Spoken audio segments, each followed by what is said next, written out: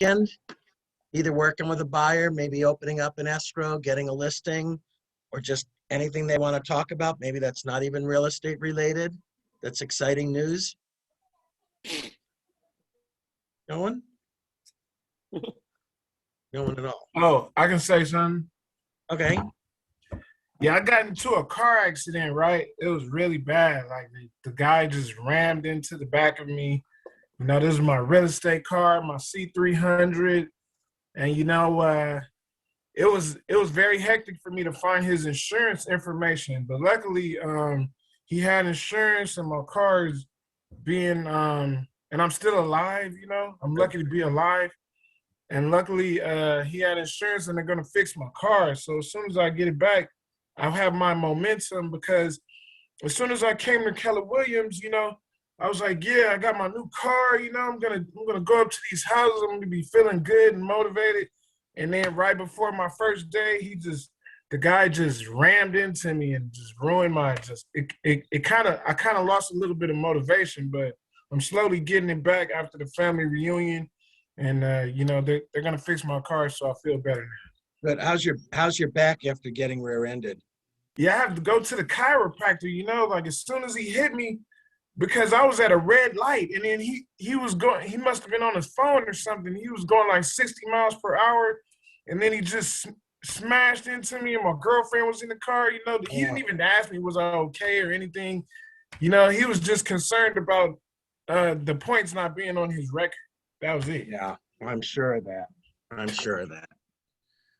Wow, we're Well, so I'm glad you're here. okay. I'm glad your back is good. Normally when you get rear-ended, it's those soft tissue back injuries that are the worst. So, all right, we're gonna jump right in because this is where it gets kind of fun because now we're gonna be talking about negotiating. And again, you know, while you're negotiating even out on a deal, I want you guys to make sure that you're still lead generating. You got to make sure that you're still moving forward on every which way that you're going. Most people, when they enter into something, and again, you've got the two principles. You've got the agent who is representing the buyer, and then you have the agent who's representing the seller. Don't get intertwined trying to do the other agent's job.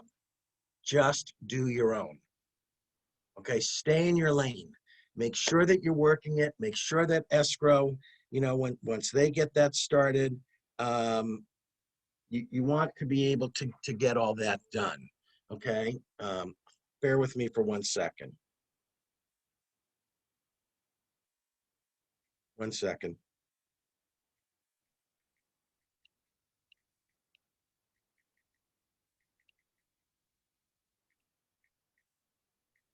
Okay.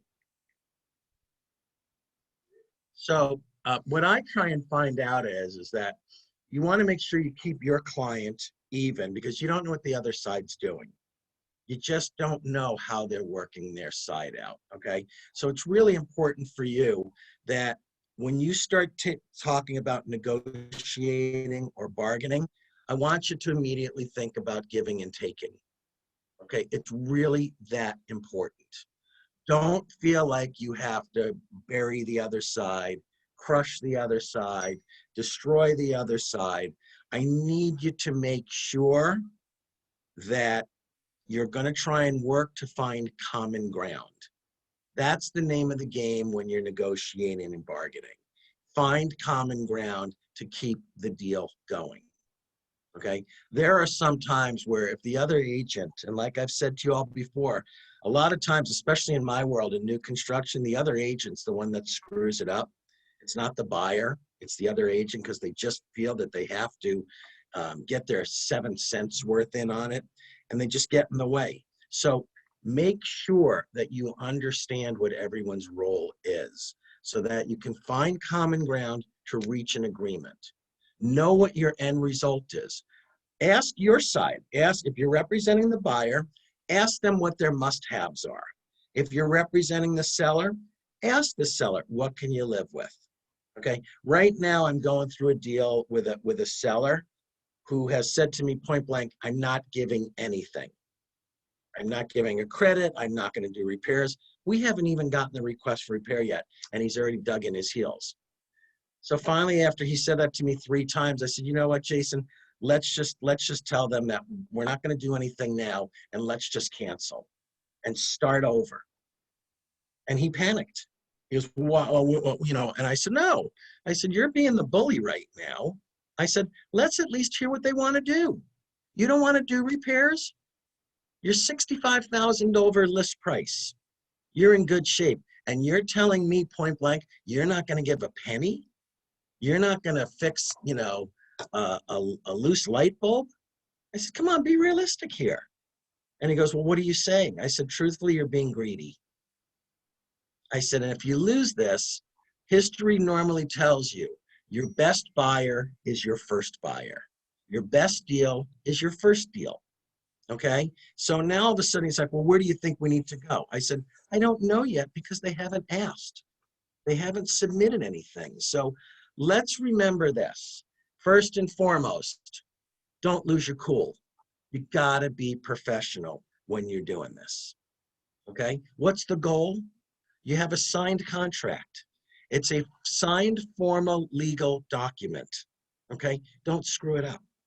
Don't start going against the terms that you have on it. Okay? Control what you and your side can say, not what the other side can say.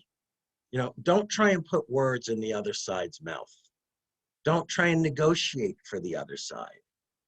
But do have several side, you know, side conversations with your counterpart, the other agent. Ask them, where do you think your client's at? Where's your client's head at? What's their level of motivation? How much do they want to get a deal done? You know, where, you know, you can't keep going on and on and on with, you know, well, we're not committed or we're trying to see. You've got to put that front up that you're in it to win it, okay? I guess what I'm saying is you've got to constantly go back to the level of motivation on your client and hope the other side has the same thing. Why? Anyone? Derek? Oh, you're muted. Sorry. I guess more than you've got to know where each party is at, and if without kind of clear direction, you're going to be fumbling around. And like you said, you're in it to win it. So, you know, like again, if you make a move and that doesn't create some kind of change in the person, you've got to then again ask, like, what's going on? What can I do? Right. And like, what is it you're Right. looking for? So, Right. I believe kind of being like simple and direct, and also in getting that direction for myself. It's like, well, what else can I do at this point? Right. I mean, yeah, you know, and when I don't get me wrong on that, Derek, when I say we're in it to win it, I guess what I'm really trying to say is we're in it to close. Yeah. You know, and I know that, you know, a sports analogy is if you're in it to win it, you want to crush them over the finish line. Yeah, no, I don't see it as an aggressive thing. I think it's it's a jovial kind of. I mean, I'll probably steal that from you if you don't mind. I don't know if you see it. I don't own it, so you can have it. I'll give you a royalty. But yeah, I don't see that as an aggressive kind of thing. It's just it's a friendly way of being direct, I guess. So I know we have some people here on this session of Ignite. Can somebody chime in who's done a deal or involved in a deal and maybe share with some of our newer agents that are on this call what we're talking about giving and taking or communicating with your side of the deal on how you've negotiated with them and convinced them, don't feel like you have to get everything. Somebody want to maybe jump in for a minute here and talk about that? Can I say something, Peter? Sure. Yes. Hi, Rhoda. Okay. How are you? Hi, Peter. Happy Monday. You too. Thank you. You know, my last listing, I put on MLS. I said the seller doesn't want to give credit or repair. So the buyers actually, they said, yeah, we saw that on MLS. We know the seller doesn't give credit or repair. Actually, they paid $25,000 more than listing price. Mm-hmm. Okay, that's so all I can say. Put on MLS. well, but you know what? I've seen MLS listings, sell it as is, sell it or do no repairs, no credits. But here's the thing. When you get down the pipe and down the calendar, here's the one thing you want to think of. If the deal goes bust, does the seller really want to have to start over again? And most importantly, disclose why the deal went bust? Because the listing agent does have a fiduciary to explain why the deal canceled. Do y'all know that? That if the deal canceled because of inspection findings or a bad sewer line or mold or you know, that you have to disclose what took place. If you don't, you're committing what's called tort. Okay? Tort is fraud. And not to scare any of you, tort fraud is not covered by your E&O. Yeah, I just saw a bunch of people go, ooh, okay? Tort is not covered by your E&O. So you must disclose everything you know. Can you spell what is torque? Tort means that you deliberately are committing fraud. Tort means you have knowledge and purposely did not disclose what you knew. That's what tort is. Better known as you're committing fraud. Okay, fraud is not covered on E&O.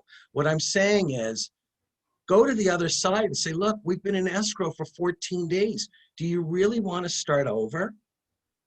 Okay, and like, you know, Rhoda, in your situation where you were, you know, where you got $25,000 over list price, or in my situation right now, we're $62,000 over list. And he's saying to me point blank, I'm not doing anything.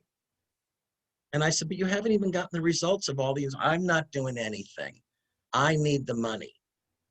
And all I just said was, you might not get any money if we cancel, because the next buyer might be even worse than this one. And this first buyer has done 5 different inspections. Okay, so you're going to run into different situations here where you're going to find yourself maybe negotiating more with your client. And whatever you do, don't start offering up part of your commission to make that your side of the deal happy, because the moment you open that up, they're going to dig in more and more and more. Okay, and in this case with my seller, I just said, okay, fine, then let's just tell them we're not doing anything, so let's go to cancel. Wait, don't do that. You know, maybe I'll do 1,000 or 2. The moment you get them starting to talk, 1,000 or 2 is probably going to become 5,000. Now, I don't know what the other side's going to ask for, but you have to try and think ahead. Okay, don't go into it like a deer in headlights. Be realistic. Know what challenges are there. For those of you that want to be listing agents, one of the first questions I want you to ask when you go on that listing appointment is, so what can you tell me about your home that I really need to know? Okay, you know, for me, on the homes that are up in the hills and they've been there for a long time, one of the first questions I always ask is, how'd you do in January of '94? Does anyone remember January of '94? Mhm. Northridge earthquake? How'd you do? Anything I need to know? Okay, or you know, if they're on a hillside and it's down or upslope or downslope, have you had any water intrusion from when it, you know, once in a while it does rain? And if in fact you've had that, has there been any mold, or is there, you know, walk through the house, and if you smell something that's a little mildewy or a little off, ask the questions. The more you probe, the more you ask, the more it will help you, because the other side is going to ask. And the last thing you don't want to have happen is you lose a deal because you tried to hide something. So remember, we've talked about, I want you to listen. Listen, listen, listen as much as you possibly can to both your client and the other side, because then you're going to take a step back and you're going to try and put the puzzle together. I want you to remember this. I want you to be deal makers not deal breakers. And you guys know I'm not into those slogans or sayings or, expressions, but keep the deal going. Don't be the person who breaks the deal. Okay, because I will tell you this, most deals that go south is because the agent could not handle their client. Think about that. Mhm. The client tries to run roughshod over them or over you, and in your fit of panic, especially as a new agent, oh my God, I don't want to lose this. I've worked so hard. Maybe they won't work with me if this goes south. Okay, you can't be working on the defensive. I want you to keep a positive, motivated mindset on how to do it, because I know this is I'm going to say this, and somebody's going to say, oh, you're full of shit. I don't believe it. You can't be attached to it. And I know I'm seeing Marilyn Bennett right now. Hi, Marilyn. Yeah, it's tough sometimes. It's tough sometimes if you know someone. Right now, I have 9 offers on a property. Every single one's over. And actually, what I try to do more, and I guess as the years go, I do it more and more, is to prepare a client ahead, what Peter's talking about. Yeah. If you're able to do that at the beginning, it sets it up for later on. Exactly. Remember, So, we talk about setting expectations. We talk about how we want people to know what to expect, so that way they don't get hit in the face with something unexpected. Now, there's always going to be something unexpected. Yeah. At every turn. But I want you all to really realize that you can't be emotional about it. It's a deal. Because if you get emotional about it because it's your commission you're about to lose, they're going to sense it. And they're going to know that you're only working the deal to get paid. And that goes back to the very first 5 minutes of the first Ignite session when I said nobody works for free. And for the people that say, well, I'm really here to help people, that's great. Okay. But you're also here to make money. And you can make a lot of money in real estate, and you make a lot of money in 30 days on a typical deal. But you cannot allow yourself to let the commission override you. So, let's talk about some common points in negotiating. First one is, we always know what it is. It's the price. Okay. First and foremost, it's the price, price, price. And then the second one is terms, which normally means what? Contingencies. Various different contingencies that we have are loan contingency, appraisal contingency, due diligence, which is inspections or disclosures, or the prelim. Remember this, the contract is written buyer prohibitively. There's more outs for the buyer in a contract than a seller. Anyone have any idea why? Why does maybe the buyers are the one who pay the money? Well, the buyer's the one laying out for the inspection and the appraisal. But why is there more outs for a buyer than a seller? A buyer has to get approved for a loan. Okay, that's one. Because of all the inspections? Because of all the inspections. they have more to lose. Contingencies. Contingencies. Sherry, tell me what you meant by that. They have more to lose. Because that's what I was kind of thinking, but I'm looking for something else. When you say they have more, tell me what you meant more to lose. Their down payment? Yeah, the down payment, just the whole process it's more complex for a buyer than the listing, I believe. Remember, the buyer goes into an escrow with more unknown than the seller. The seller knows if he's got liens on his property. The seller knows if he owes taxes. The seller knows if the property's damaged or if there's issues with it. The buyer doesn't. The buyer doesn't know until they do an inspection. The buyer doesn't know if there's any clouds, liens, or judgments on the property until they get a prelim. The buyer doesn't know what the seller's disclosing until he gets the seller disclosures.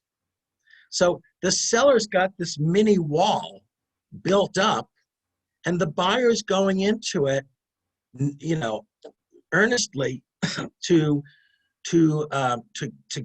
get to the closing finish line, to close. But there's all these landmines that potentially come up at every different step of the way, whether it's the buyer's loan getting approved, the property appraising. What happens if all of a sudden the seller's disclosures, it comes out that the home is infested with mold? The seller knew it because they wrote it down, but the buyer didn't. The buyer paid full price and had no idea. You don't get that information until you go into escrow. So I want you to remember that. That's why there's more outs for a buyer than a seller per that binding contract, okay? Don't forget. Now, it doesn't mean that it's slanted and jaded, that it's the buyer gets more. The seller both sides have to perform, okay?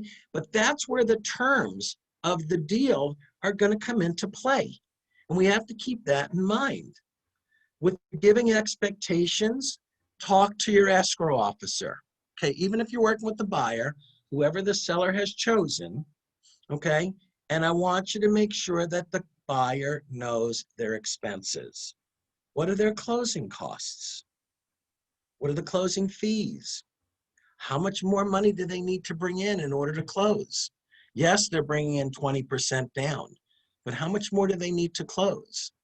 Like, for instance, in my world, in new construction, it's a little opposite, because the buyer, not the seller, the buyer actually pays the city and county closing taxes in new construction. And that tends to be an additional $4,000 to $7,000. And buyers get a little frustrated by it. But more importantly, it's the agent who sticks in and goes, well, you know darn well that the seller always pays that. Not in new construction. On subdivisions and developments, the buyer pays the city and county transfer fees. Okay? Very, very rarely. And I've probably done, I don't know, 700 or 800 units, condos, townhomes, small lots, large homes. And I would say that 97.5%, the buyer pays those city and county closing costs. So you have to make sure that you're giving your client the expectation. Know the closing dates. This is why it's so important on your first 3 deals that you don't use a transaction coordinator, so that you're the ringleader. You really are taking control of your deal and knowing it. You want to be able to know when your contingencies have to be removed. And you just don't say, well, we don't feel like removing them today. When both sides have agreed to that residential purchase agreement, we have a legal binding document. It is a legal document that can be held up in court because it's a legal contract. Okay? So those contingency dates have to be held, and you have to be able to work with it. The same way when you write in, what's the standard initial money to open up a deal? How much? 3%. 3% of the agreed upon purchase price. And sometimes when you see that a deal has been countered and the price has gone up and they've only offered, $10,000, and you get countered back EMD, earnest money deposit, to be 3%. If it's $1 million, that earnest money deposit's got to be 3%, 30 grand. Okay, so you've got to be able to do that. And then you're moving along other points of negotiation. Now you start getting into like the repairs. Okay, and that's where the buyer does all their due diligence, does their inspections, they get their findings back, and then they put what's called a request for repair in. And they give it to the seller along with the inspection report findings. And the listing agent and the seller will go through it. And you'll have this, litany or laundry list of items that you want done. And then what you do is you have the opportunity to be able to negotiate back and forth. Now, sometimes it might take 2 or 3 times to get there. I've had initially where I've had deals where the seller says they're going to do things, and then by the third go around, they say, you know what, screw it. We'll give you $5,000 in lieu of repairs. What's the difference between doing repairs and getting a credit? Anyone want to take a stab at that? There's a couple of ramifications on that. Hey, Miles, how are you, bro? I'm good, man. What's up?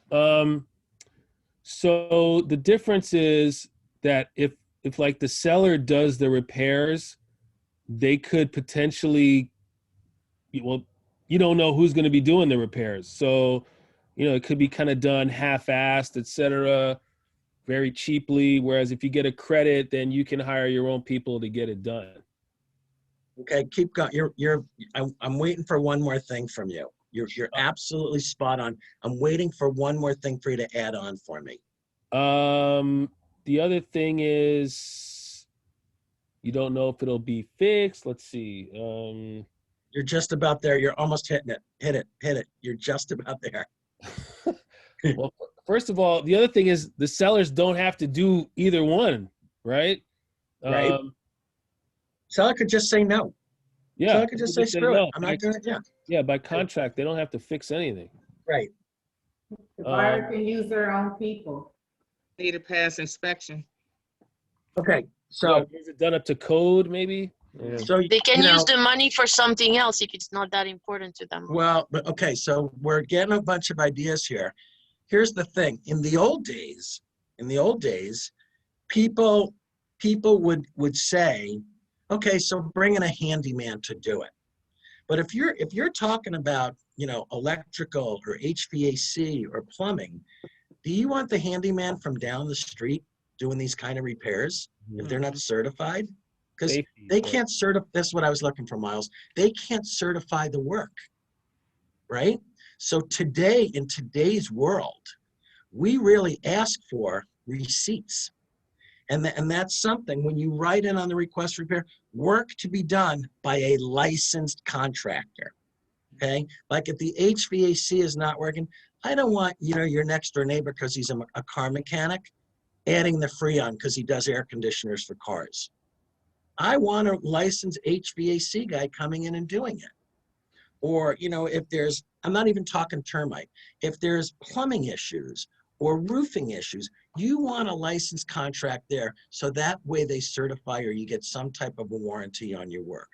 If the seller decides not to do the work and give a credit, what advantage does that hold for the seller? It indemnifies him. If the seller gives money as a credit, this is what I was looking for, Miles. If the seller gives a credit, okay, escrow draws an amendment. Seller to credit buyer $5,000 towards closing costs. Here's the wording, in lieu of repairs. In other words, the seller gets indemnified for the damage that's in the house. And by the buyer taking the credit, they cannot go after the seller for future damages because they settled on a small credit. You all get that? Do you see? That's why most sellers today like to do credits because it's money that they don't see because it's coming out of their proceeds. It goes from escrow to escrow and it goes towards their closing costs. But like Miles said before, we don't know who the hell's doing the repairs. If somebody comes in and is supposed to fix an appliance and we close and then 2 weeks later the thing totally goes kaput, it's going to go right back on the seller because they hired what we call a hack to do the work. I think that's where you were going with that, right, Miles, before? Yeah. Okay, so I want you to understand that. So usually when I get to this part of the negotiation, people normally say to me, so what do you recommend? I don't know. And the reason I'm saying I don't know is because every deal is different. Every deal is different. How much of a jerk is the seller? How much of a jerk is the buyer? Are they working together to get to find common ground to close? What are they actually doing? How are they doing it? Okay. For me, if I'm a listing agent, you better believe I'm trying to tell my client to get in a credit. It's just a lot easier. Now, if your client is a builder or a developer or a contractor or an investor, and he has a crew that does it, then do the work. But if you're talking about, let's say Miles is selling his house, and forget about that he's a licensed agent, and it might just be easier to give a credit than that whole, 11 or 12 items that they're going to try and do on that. Okay, it's just the way that the thing rolls in on. Okay, so I want you to keep that in mind. So it's the 3P approach now when you're negotiating. Prepare it. Prepared, you need to know what your goal is going to be. What's the end result?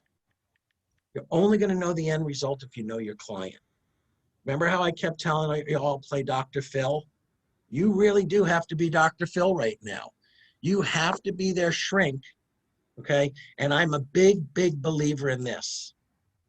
You've got to be able to give your client the good, the bad, and the ugly scenario so that together, not alone, together, you can make a smart decision on how best to get the result that you need to be able to do that, because you're now going to be thinking ahead. If I don't do this, what happens? If we don't come to an agreement on this, what happens? If I get you 2/3, are you going to be happy? So what are we doing now? We're setting expectations. If you get to 3 of the 5 issues, are you going to be happy? Are you just going to be pissed off? Are you going to be dwelling on it? Are you going to be constantly? So keep them informed. That's what I'm saying. Give them the good, the bad, and the ugly. If we look at it this way, or look at it that way, or look at it that way, what are we going to do? And for God's sakes, whatever you do, keep it being ethical. Do not, under any circumstance, leave your license out there for exposure. You're going to regret it. You've worked too hard for your license. Don't blow it over one deal. It's not worth it. So you got to know that paperwork. Again, I've said this not to scare you. God forbid if something happens, the TC doesn't go to the hearing or the deposition. You do, because your name's on it. So you really need to be able to know everything that's going on in your deal, okay? So that way, as you're going to negotiate, I want you to backtrack with your client, whether it's the seller or the buyer, and you constantly ask them a simple question. Are you good with this? Are we in agreement? Because I don't ever want them to turn around and say to you, you forced me to do this. I didn't want to do it, but you were the one that kept pushing it. Why? Because the clients are what? Always right. They're always right. They're never wrong. Thanks, Lynette. I knew I could count on you for that one. Thank you. They're never wrong. And this is a time where they're really going to take you to task on it. I've had some clients say to me, whose side are you on? Why aren't you fighting harder? Because one of the things that I'll look at them and go, don't sweat the small stuff. Let's go after the bigger issues. So like, what am I talking about? So like the air conditioning system's not really running cold, okay? But then the next 3 items are cracked switch plates. Really? They're 19 cents each in Home Depot. And you're gonna put that down on your request for repair list when we're trying to make sure that your air conditioning system is working and it's fully charged with Freon? So don't sweat the small stuff. Keep the sight of what really matters in your deal from happening to make sure that it does. So I want you to make sure that you keep asking your client, what's really important to you? What do we want to get out of this? What are we trying to do? Okay? Call the other agent. Feel them out. How's your client feeling about our deal? Well, he's a little nervous. You know, your guy did 7 inspections and You know, it just seems like you were looking. It was a witch hunt. You know, that they were looking for something to really dig their teeth into. No, that wasn't. They're first-time buyers, and they were taking advantage of their opportunity to do their due diligence. See how calm I just was explaining that to the other side? I know, but my client doesn't feel good about it. I'm sorry your client doesn't. I'm sure when they bought the house, they felt the same way. But there are, and you have to say it like this, with all due respect, there are some issues with the home. We know that. You know, we're not looking to go above and beyond, but we're looking. See if you can kind of read the other agent. I'm not telling you to play Dr. Phil to the other agent because you'll just out-shrink each other, okay? But once you start making that negotiation, take a half step back. Let the other side breathe. It's like when you first made the offer and you took a step back, okay? Now's your time to do one thing and one thing only. Listen. I know I say it a lot. You have to take the time to listen to really understand what they're going to do. Okay? Because if you start pushing the issue, look, if we don't get the first 5 things done, I don't know if I can keep them in there.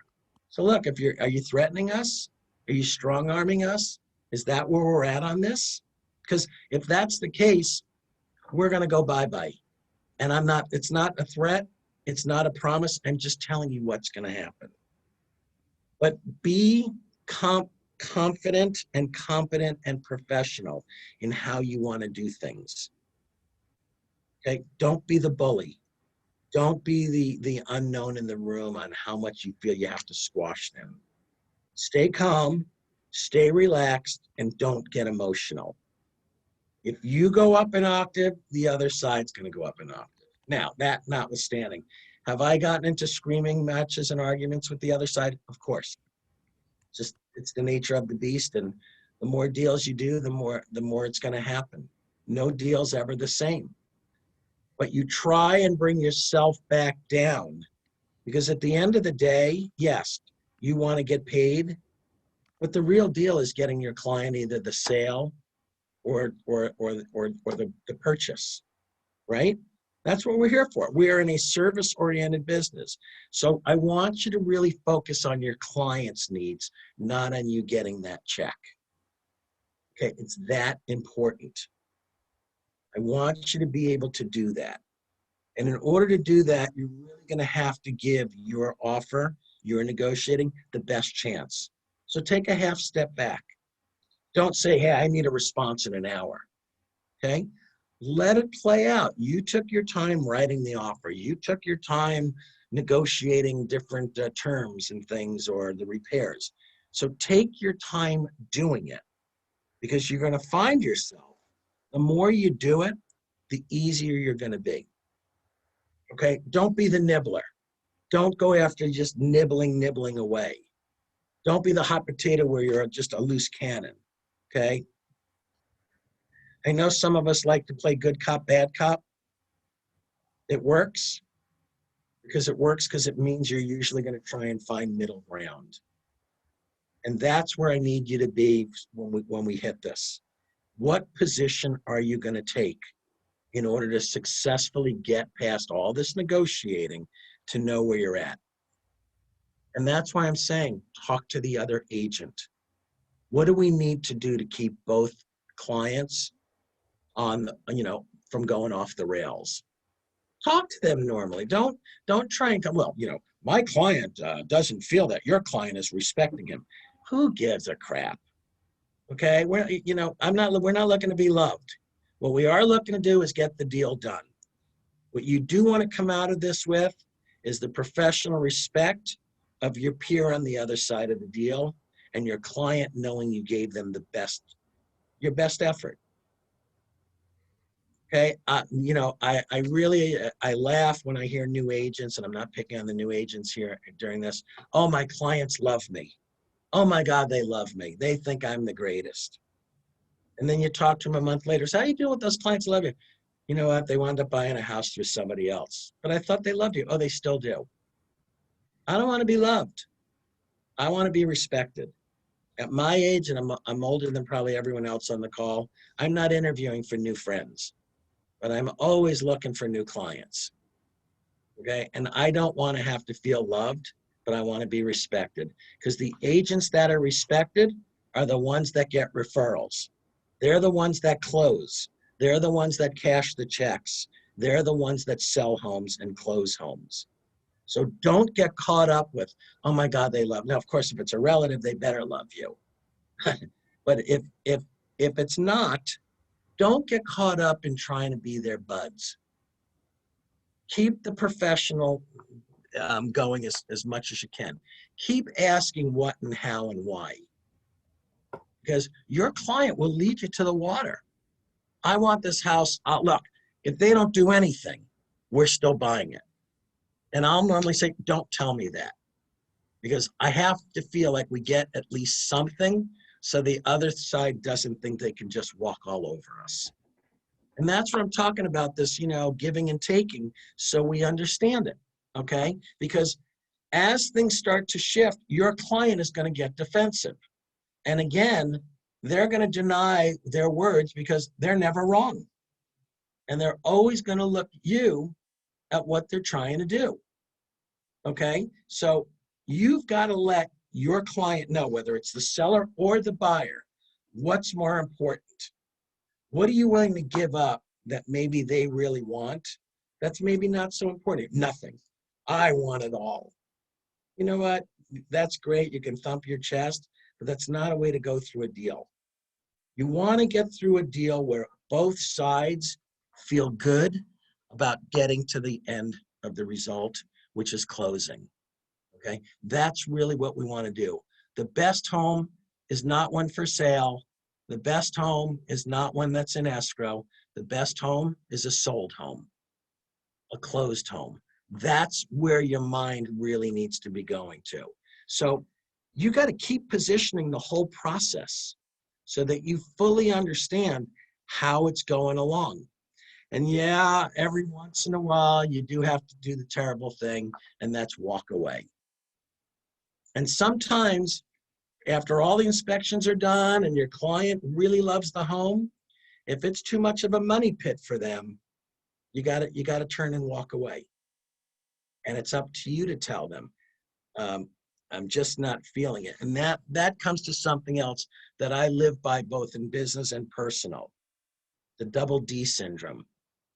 When in doubt, don't. If you have doubt, don't do it. Because if you have doubt up front or while you're going through it, you're going to have so much regret after the fact. You're going to really be angry at yourself. You're going to really, really be unhappy. And you're going to feel like you did a disservice to whichever side you were on. Okay? So I want you to understand that.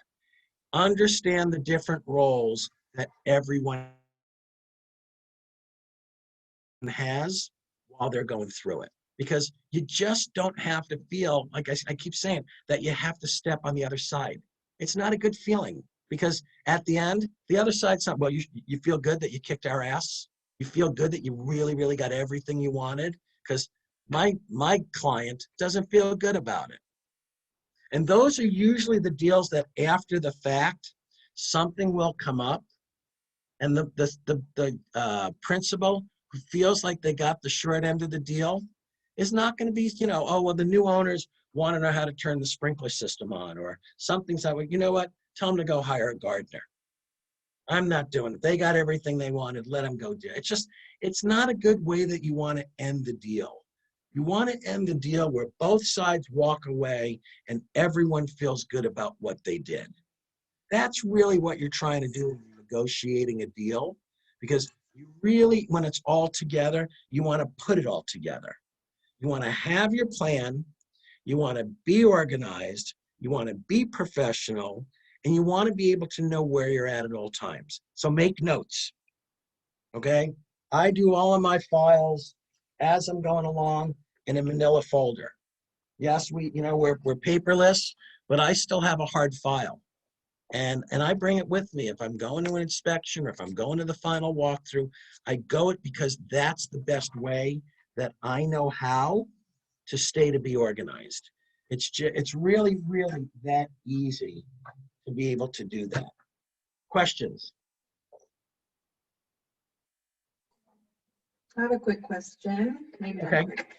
Mhm. What is your response to a buyer who has unrealistic expectations as far as them saying maybe, oh, I want to buy a house, but I have bad credit and I only have like $600 saved? That's the perfect example where you don't waste your time. You have them talk to a lender and have the lender say you can't afford to buy something right now. It relieves you of being the bad person. I mean, you know, you find a lot of people, they would love to buy, but they didn't plan or they didn't take the time to do it, and it comes back to bite them. But that's where immediately they're not a buyer to me, because I won't work with them until they've talked to the lender, and the lender will immediately tell them right up front, this is not a good time yet. Your credit's not good. You need to save money. Your income needs to improve and things like that, or you've got too much debt and things like that. Let somebody else be the bad guy. Hey, Peter. Hi there. Good morning.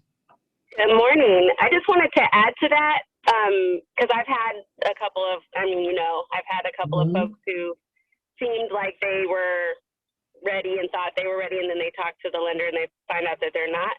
But Right. the good thing about that is that even though the lender is in essence being the quote unquote bad guy, they're also setting them up on a plan so that they can present as a qualified buyer in the future. So it's someone that you might want to keep in contact with, but they might not be ready today, but they might be ready later. Right. Right. Okay. You never close the door on something like that, especially somebody who's determined to buy.